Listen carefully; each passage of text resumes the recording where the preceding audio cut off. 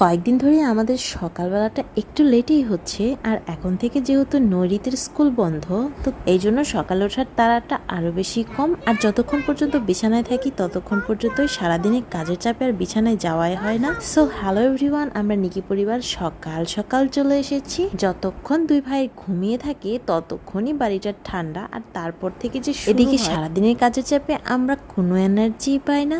আর তারা দুই ভাই কোথা থেকে যে ঘুম থেকে ওঠার পরে এত এনার্জি পায়। আর সব থেকে মজার কথা হচ্ছে নরিতের সাথে সাথে ঈশানও এত বেশি দুষ্টু হয়ে গেছে।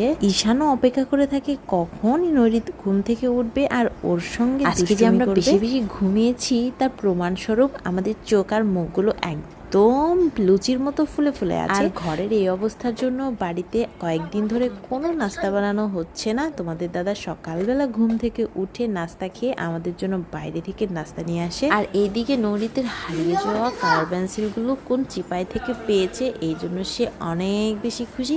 কারণ এই পেন্সিলের জন্য আমি ওকে অনেক বকা দিয়েছি। দেখতে দেখতে আমার নরিতটাও কত বড় হয়ে গেল। আজকে ঘুম থেকে উঠেই সকাল সকাল একটু শ্যুট করেছিলাম, তাই ভাবলাম তোমাদের সঙ্গে এটা শেয়ার করি।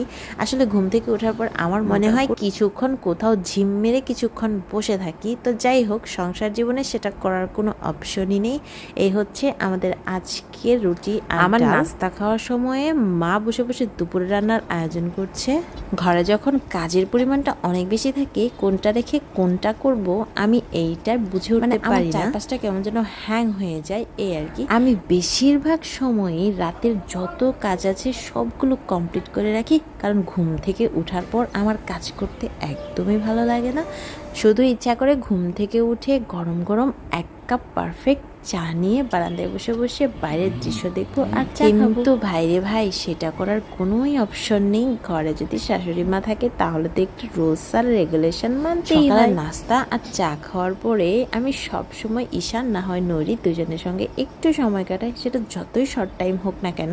দুপুরে রান্না করার আগে একটা ব্রেক থাকে, সেই ব্রেক টাইমে আমার দুষ্টু বেবিটা শিশি করে সব ভিজিয়ে ফেলেছিল, তাই ওকে একটু চেঞ্জ করে দিলাম। কয়েকদিন ধরে আমাদের সকালবেলাটা একটু লেটেই হচ্ছে। আর এখন থেকে যেহেতু নৈরিতের স্কুল বন্ধ, তো এই জন্য সকালে ওঠার তাড়াটা আরো বেশি কম। আর যতক্ষণ পর্যন্ত বিছানায় থাকি ততক্ষণ পর্যন্তই সারাদিনে কাজের চাপে আর বিছানায় যাওয়াই হয় না। সো হ্যালো এভরিওয়ান, আমরা নিকি পরিবার সকাল সকাল চলে এসেছি। যতক্ষণ দুই ভাই ঘুমিয়ে থাকে ততক্ষণই বাড়িটা ঠান্ডা। আর তারপর থেকে যে এদিকে সারাদিনের কাজের চাপে আমরা কোনো এনার্জি পাই না। আর তারা দুই ভাই কোথা থেকে যে ঘুম থেকে ওঠার পরে এত এনার্জি পায়। আর সব থেকে মজার কথা হচ্ছে নরিতের সাথে সাথে ঈশানও এত বেশি দুষ্টু হয়ে গেছে। ঈশানও অপেক্ষা করে থাকে কখন